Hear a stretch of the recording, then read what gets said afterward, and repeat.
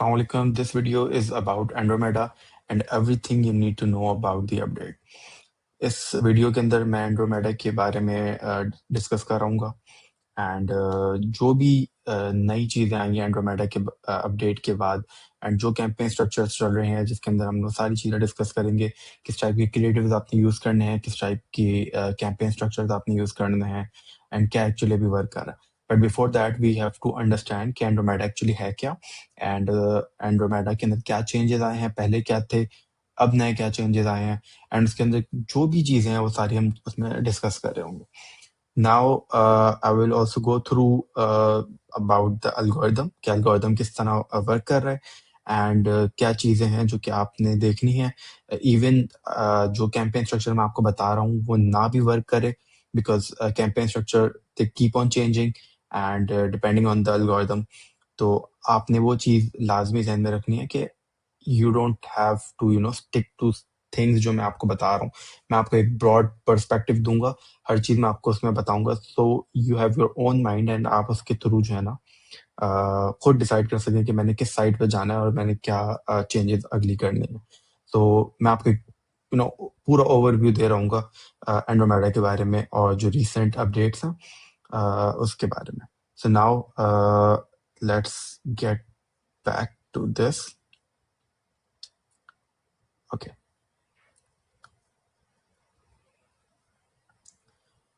सो Meta ads की जो Andromeda update है उसमें ये इमेज है जो कि मेटा ने अपने ऑफिशियल पेज के ऊपर अपलोड की है। This is the wait a second.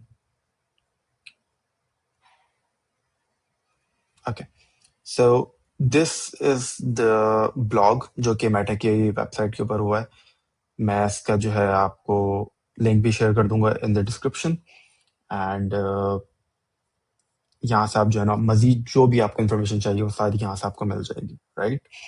And again note this website, यहाँ पे सारी अपडेट्स वगैरह आती हैं, जो भी नए मेटा अपने चेंजेस कर रहा है विद इन द प्लेटफॉर्म और एड अकाउंट्स के अंदर, वो सारी चीज़ें यहाँ पे आती हैं। तो एंड्रोमेडा की जो अपडेट थी वो पहली दफ़ा जो बताई गई थी it was on 2nd of December 2024 last year. And if you have watched my previous course, इसमें आपको पता होगा कि मैं बिफोर दिसंबर आपको ये चीजें बता रहा हूँ, लेकिन अप्रैल और सितंबर में आपको ये चीजें बता रहा हूँ कि now creative is your new targeting. हर बंदा जो है ना पहले इंटरेस्ट टारगेटिंग कर रहा था। We used to have a whole campaign जिसके अंदर हम लोग इंटरेस्ट वगैरह टेस्ट कर रहे होते थे, but now it is completely different.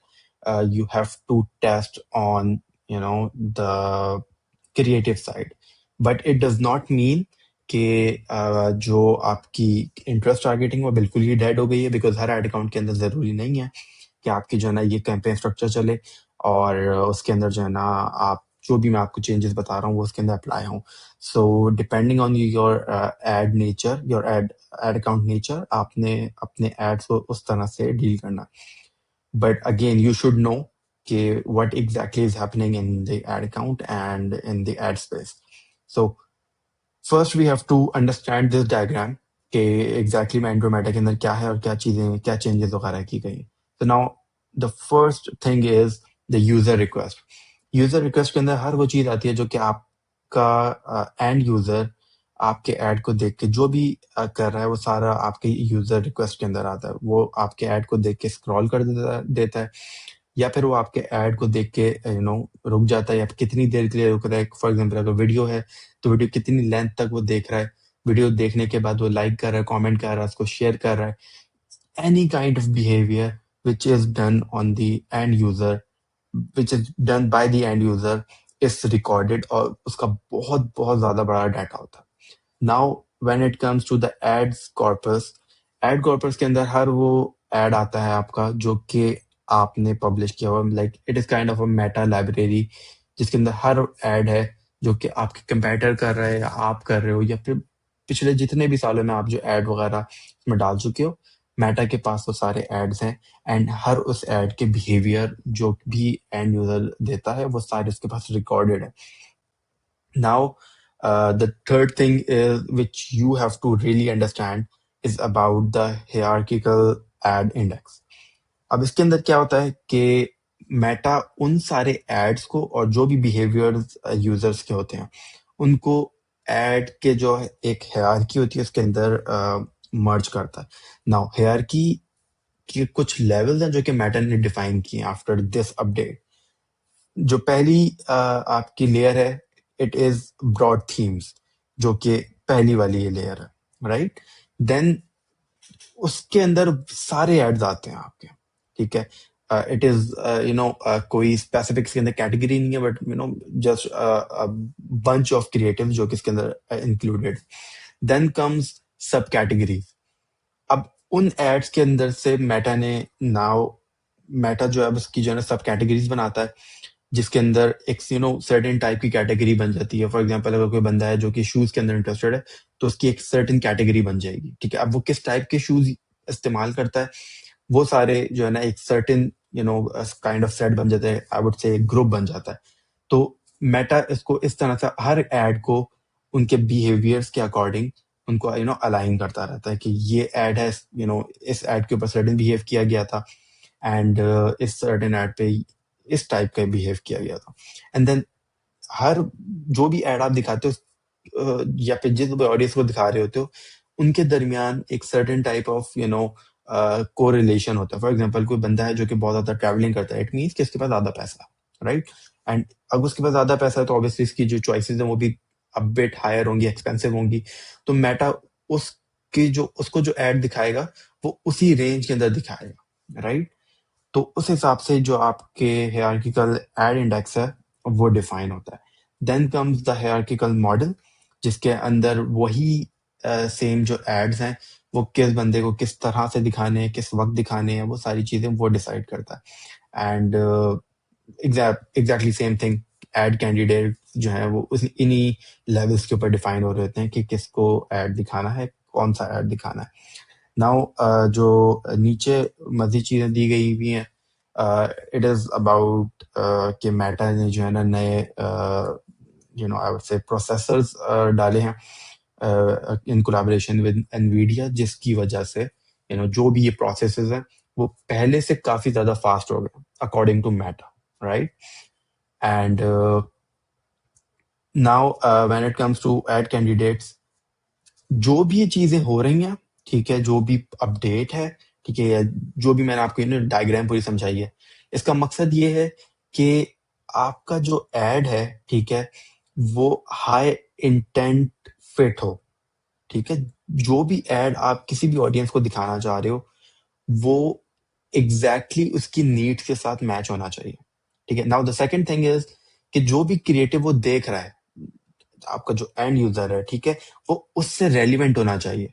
ऐसा ना हो कि वो किसी चीज में इंटरेस्टेड नहीं है बट जो इसको वो एड या फिर वो प्रोडक्ट दिखाई जा रही हो। So Meta has to make sure कि only those people see the ad जो उसमें इंटरेस्टेड है, राइट। अब इसके अंदर we have to discuss about the major update जो कि इस सर्टेन अपडेट के मेटा के अपडेट के अंदर आई है। पहली चीज है कि एआई ड्रिवन ऑटोमेशन इसके अंदर इंक्लूड कर दी गई है। अगेन जो भी मैंने आपको डायग्राम में बताया, it is all AI driven, and Meta का जो एआई है वो आपकी उन चीजों को जो है ना खुद फिगर आउट करके खुद डिसाइड करता है। Second thing is targeting by creative. अब जो है टारगेटिंग आपकी क्रिएटिव से होती है, पहले भी हो रही थी, ठीक है, तकरीबन साल 1.5 साल हो गया उसको, but now it is more effective and more efficient. Third thing is building multiple buyer personas. Now you have to build multiple buyer personas because everything is AI driven, and आप जो है मेटा को नहीं बता रहे कि मुझे किस बंदे को ऐड दिखाना है, और वो मेटा खुद आपके जो है ना क्रिएटिव्स को देख के डिसाइड करेगा कि मुझे ये ऐड किसको दिखाना है। तो उसके लिए आपको जो ना मल्टीपल बायर पर्सोनास बनाने पड़ेंगे। अब बायर पर्सोनास क्या होते हैं, we will discuss this later in the video. Fourth thing is campaign structure and delivery changes. आपके कैंपेन स्ट्रक्चर चेंज हो गए हैं because of the new updates, and जो आपकी डिलीवरी होती है एड्स की वो भी चेंज हो गई है, जो कि मैंने अभी एक्सप्लेन किया कि आपके एड्स जो हैं वो किस तरह से जो है डिलीवर किए जाते हैं, ऑन व्हाट बेसिस, ठीक है। The last thing is more personalized content, because again, how we discussed creative relevance, Meta जो है वो चाहता है कि आपके जो है ना क्रिएटिव रेलिवेंट हो, जो भी बंदा वो देख रहा है, तो you have to make it very personalised.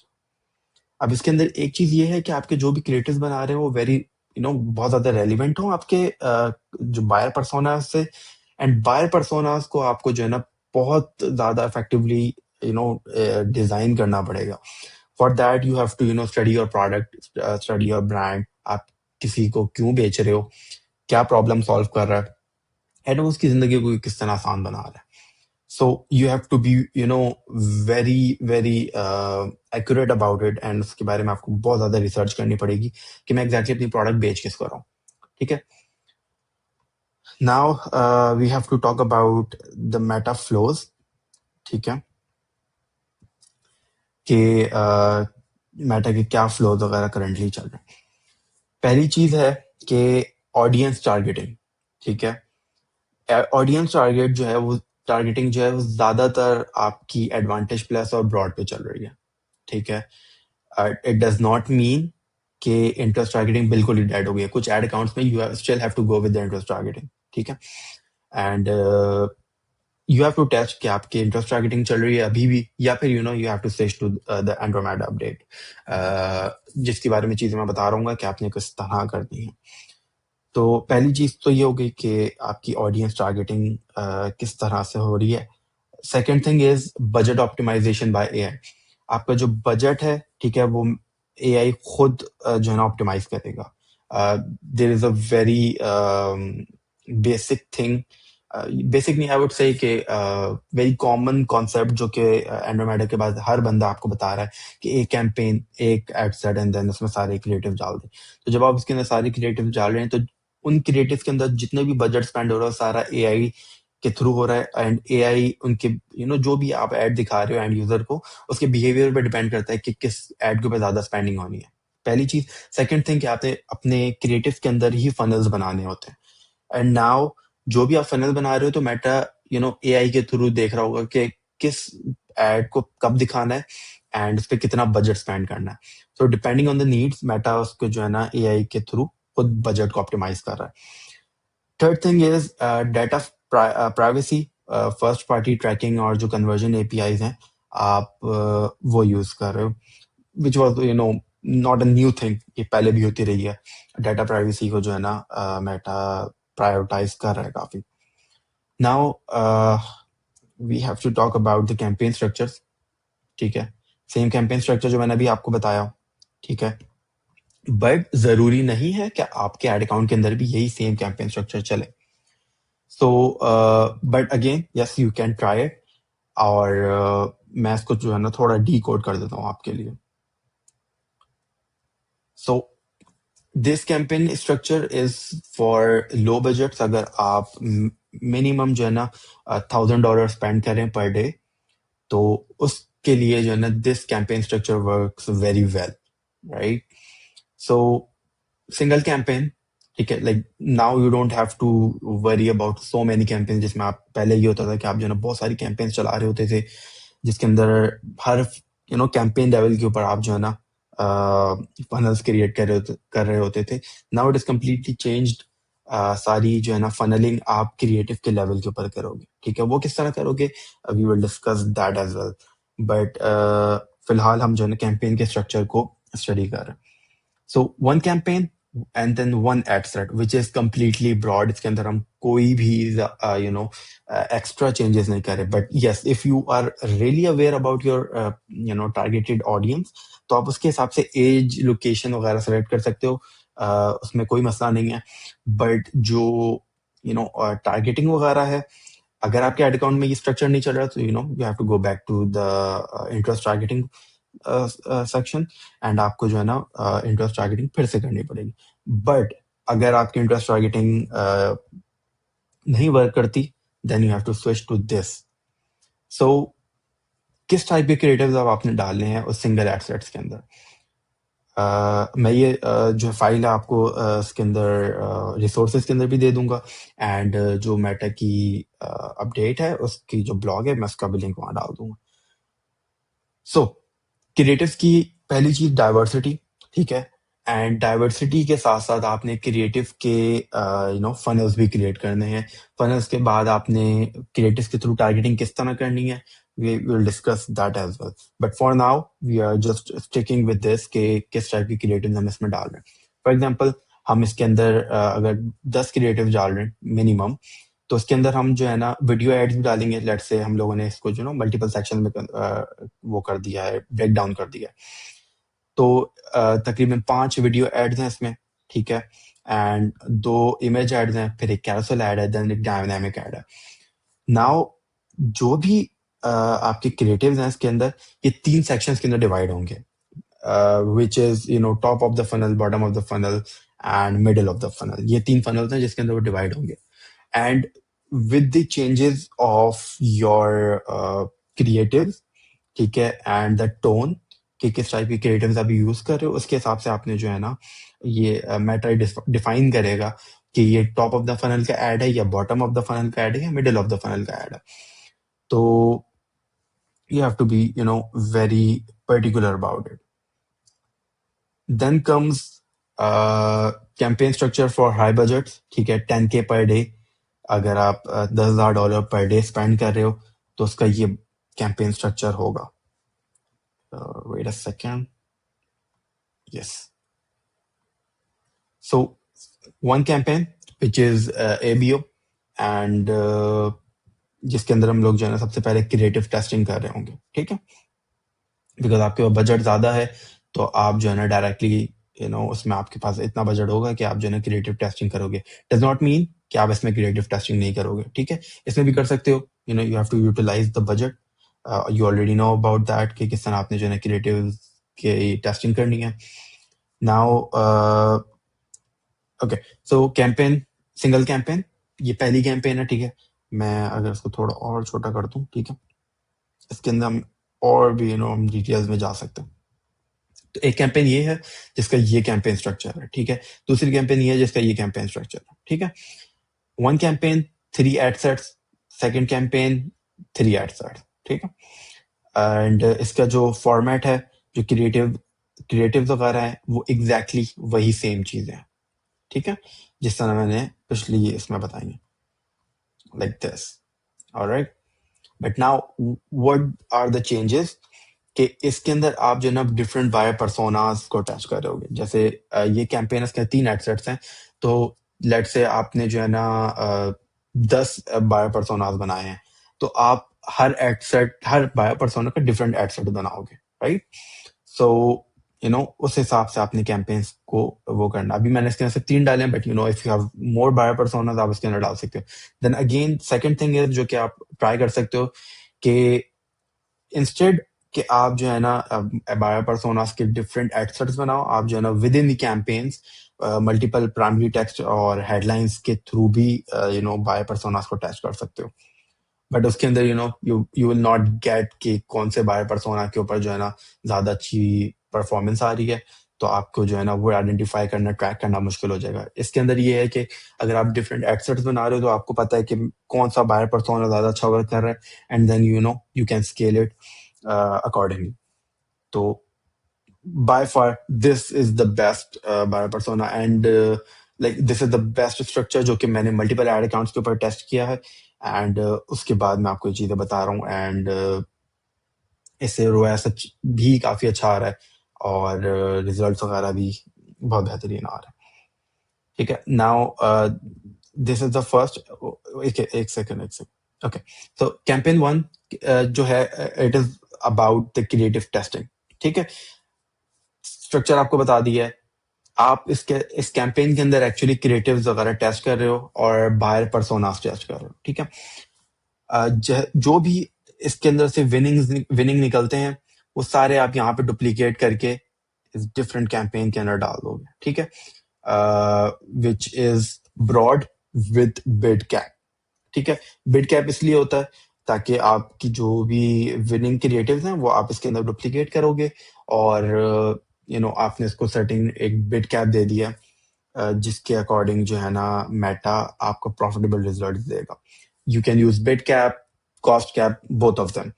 Depending on your needs कि आप एंड योर प्रोडक्ट और उसकी ऑडियंस, उसके बिहाफ के ऊपर उसकी इस पे ये चीजें डिपेंड करती हैं कि आपने कॉस्ट कैप यूज करना है या बिट कैप यूज करना।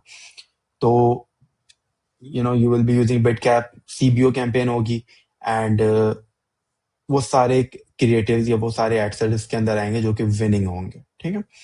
तो ऑलरेडी वो विनिंग है एंड ये सीबीओ कैंपेन है, तो विनिंग के दरमियान कंपटीशन कर रहे होंगे हम कि उन विनर्स में से कौन सा बेस्ट विनर मिल रहा है। And then again it is whether bid cap और cost cap, depending on your needs, again आप जो है ना उसको स्केल कर रहे होगे।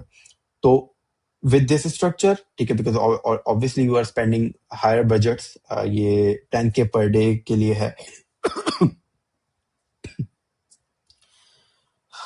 Sorry. So this is for 10K per day budgets.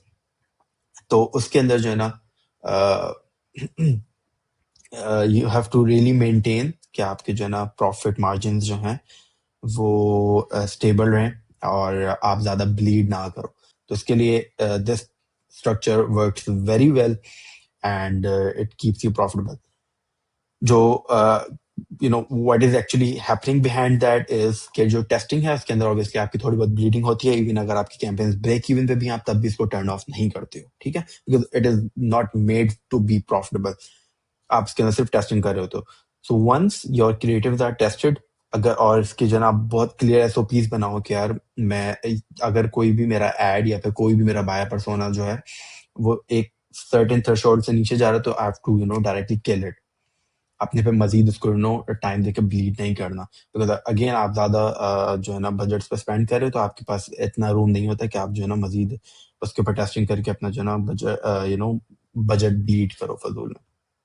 सो जो भी विनर्स इसमें से निकलेंगे वो सारे आप जो है ना इस कैंपेन के अंदर डुप्लीकेट करोगे, और विद इन द विनर्स आप जो है ना कंपटीशन करवा रहे होगे। तो इसका यू नो मेन मकसद ये है कि एक तो प्रॉफिटेबल सेल्स है, सेकंड स्टेबल रोएस हो रहता है इससे, ठीक है। So this is actually the hack to stabilise your ROAS and profitability. Now जो भी क्रिएटिव वगैरह मैं इसके अंदर बता रहा हूँ, फॉर एग्जांपल इमेज एड्स हैं, वीडियो एड्स हैं, ठीक है, वो आपने किस टाइप के यूज करने हैं, सही है। So if we come here about the creative mastermind, ठीक है, what kind of creative you can use, ठीक है। अब वीडियो एड्स हैं लेट्स से, तो उसके अंदर ये सारी जो है ना टाइप्स हैं वीडियो एड्स की जो कि आप यूज कर सकते हैं। There can be more, but I have listed the ones we are currently using और which are actually working very well. तो उसके अंदर यूजीसी आता है, टेस्टिमोनियल्स आते हैं, रिव्यू वीडियोस आती हैं, एप्लीकेशन वीडियोस आती हैं, स्टाइलिंग वीडियोस आती हैं, if you are having a clothing brand, ठीक है, इफ एप्लीकेबल, हर ब्रांड के साथ जो है ना प्रोडक्ट के साथ स्टाइलिंग वीडियो सूट नहीं करती, तो आपने अपने ब्रांड के अकॉर्डिंग वो सारी चीजें करनी है। देन कम्स द फीचर्स, ठीक है, आपके प्रोडक्ट के क्या फीचर्स हैं। देन वाई अस, अगर कोई बंदा प्रोडक्ट खरीद रहा है तो सिर्फ आपसे क्यों खरीदे, आपकी क्या यूएसपी है इस प्रोडक्ट से related. And story videos about stories about your brand, product, problem, solution, anything, ठीक है। अगर आपकी कोई जो है ना प्रोडक्ट है जो कि सर्टेन प्रॉब्लम सॉल्व कर रही है, तो उसकी बिफोर एंड आफ्टर शॉट्स, ठीक है, वो आप इसमें दिखा सकते हैं, रिजल्ट्स, ऑफर बेस्ड। अभी सारी जो वीडियोस वगैरह हैं, ठीक है, you have to plan it accordingly, क्या अकॉर्डिंग टू द फनल्स, कि किस टाइप के एड किस बंदे को कब दिखने हैं, ठीक है। And Meta will automatically decide कि how it is going to perform and किस ऑर्डर के अंदर वो एड्स उस बंदे को दिखना है। Then comes the image ads, ठीक है, जिसके अंदर आप फीचर्स वगैरह मेंशन करोगे, टेस्टिमोनियल्स कर सकते हो। Testimonials are great to build trust for your audiences, and also image ads जो हैं वो अकॉर्डिंग टू मेटा ज्यादातर जो है ना रीटारगेटिंग ऑडियंसेस के लिए यूज किए जाते हैं। Then offer based ads, image ads हो गए, results, why us, question based, और बिल्कुल जो आपके रॉ इमेजेस होती हैं, ठीक है, स्क्रीनशॉट टाइप या not so well design, this format is actually working very well. आप काफी जो है ना एड इस तरह देखे होंगे कि डायरेक्टली बस स्क्रीनशॉट लगा दिया, या फिर कोई ऐसा एड है जो कि बिल्कुल सिंपल है, कुछ हैंड रिटन है उसके अंदर, तो उस एड की जो एंगेजमेंट है वो थोड़ी ज्यादा होती है, बिकॉज लोगों का जो आई वुड से कि स्टिमुलस, ठीक है, वो ऑलरेडी बहुत बन चुका है कि जो है ना एक हाई डिफाइंड ग्राफिक्स है, बट वो कोई भी इरेगुलर चीज देखते हैं जो कि नॉर्मल नहीं है, तो दे वांट टू सी कि व्हाट इज दैट अबाउट। तो रॉ जो इमेजेस हैं, इवन रॉ वीडियोस भी बहुत ज्यादा जो है ना इसी वजह से वर्क करती है। Then comes the carousel. Carousel के अंदर जो है ना प्रोडक्ट कैटलॉग आप ऐड कर सकते हो, image catalogues, video plus image catalogues, then sequence catalogues. फिर आता है dynamic AI made dynamic ad, जो कि ऑब्वियसली आपके शॉपिफाई से डायरेक्टली फैच करके आपकी प्रोडक्ट्स उनको दिखा रहा होता है। So these are the type of creatives जो कि आप यूज कर सकते हो। Again, I will be discussing creatives very deeply in the next video. So, आपने इसके बारे में बिल्कुल भी टेंशन नहीं लेनी है। थोड़ी बहुत हम जो है ना क्रिएटिव का यहाँ पे भी डिस्कस कर लेते हैं कि core principles of a winning creative, के विनिंग क्रिएटिव की जो है ना कोर प्रिंसिपल्स क्या होते हैं। पहली चीज, create for people not products, focus on human emotions, aspiration and problems. आपने प्रोडक्ट के ऊपर वीडियो नहीं बनानी है, आपने लोगों के ऊपर वीडियो बनानी है कि आपकी प्रोडक्ट उन लोगों की जिंदगी को कैसे चेंज कर रही है, ठीक है। जिसके अंदर आपने फिर ह्यूमन इमोशंस को ट्रिगर करना है, उनकी एस्पिरेशंस को ट्रिगर करना है, उनकी प्रॉब्लम्स को आपने ट्रिगर करना है। दीज आर द थिंग जो कि एक एड को, एक क्रिएटिव को विनर बनाती है, ठीक है। Then comes AI prioritizes personalized engagements. Creatives must speak to specific personas and stage of awareness. आपके जो भी क्रिएटिव्स हैं, ठीक है, they should speak to the specific persona, ठीक है। फॉर एग्जांपल, अगर आप कोई परफ्यूम बेच रहे हैं, तो आपने उसके मल्टीपल बायर पर्सोनास बनाने, एंड जो भी बंदा परफ्यूम ले रहा है वो डिफरेंट वजूहात की वजह से लेता है। तो you have to find that out कि किन वजूहात की वजह से वो बंदा आपके परफ्यूम ले रहा है। या कोई भी प्रोडक्ट हो सकती है, whether it can be a clothing और शूज, कुड बी एनीथिंग, ठीक है। वो कंफर्ट के लिए ले रहा है, वो स्टाइल के लिए ले रहा है, या वो वैल्यू बेस्ड चीजों के लिए ले रहा है, कुड बी एनीथिंग। आपने उसके हिसाब से जो है ना डायरेक्टली कम्युनिकेट करना है, एंड स्पेसिफिकली उस बंदे के लिए ऐड बनाना है आपने। तो this is the very important thing. Then UGC style ads, authenticity outperforms polished brand ads. Again same thing जो मैंने भी बात की है, रॉ एड्स बहुत अच्छा परफॉर्म करते हैं बिकॉज दे आर ऑथेंटिक, ठीक है। बिकॉज लोग जो है ऑलरेडी पॉलिश्ड एड्स से बहुत ज्यादा जो है ना फ्रस्ट्रेट हो चुके हैं, बार बार देख देख के। It is tried and tested, so it works. Last thing is fast hooks. First 3 seconds are crucial. Meta AI uses engagement signals to optimize delivery. Meta आपके engagement signals को देख रहा होता है, एंड उसकी बिहाफ के ऊपर आपके जो है ना एड्स को ऑप्टिमाइज कर रहा होता है, और आपकी क्रिएटिव जो है ना मजीद लोगों को दिखा रहा होता है। अगर आपके एड का हुक रेट सही नहीं है, तो मेटा जो है ना मजीद लोगों को रिकमेंड नहीं करेगा, एंड आपकी जो है ना एड के ऊपर मजीद हो सकता है स्पेंडिंग नहीं हो इस स्ट्रक्चर के accordingly.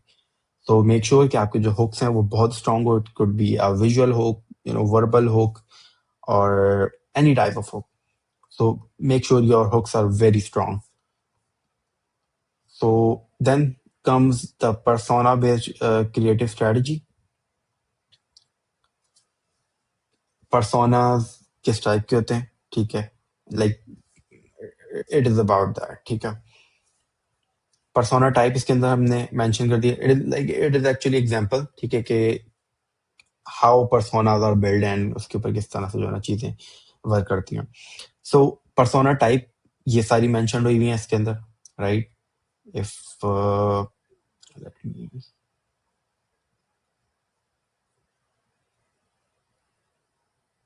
Okay, so persona type, ठीक है, ये सारी आपके अंदर पर्सोना टाइप्स आ जाएंगी, ठीक है। फिर उनके पेन पॉइंट्स, ये सारे नीचे आपको उनके पेन पॉइंट्स मिल जाएंगे। फिर मोटिवेशन, ठीक है, उसी हिसाब से क्रिएटिव स्टाइल, ठीक है, और example format, right. Let me remove it, I guess.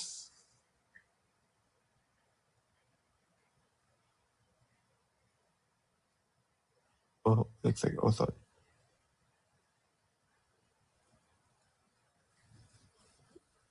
Okay, so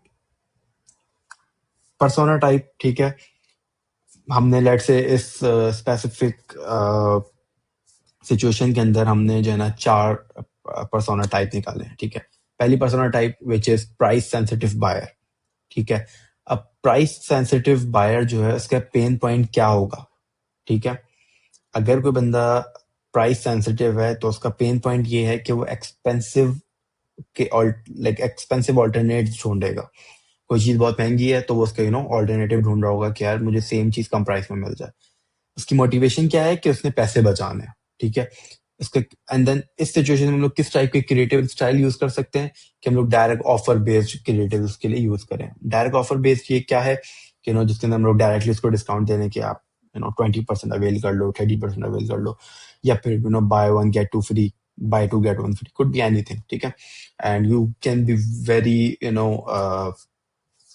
creative in making the offers.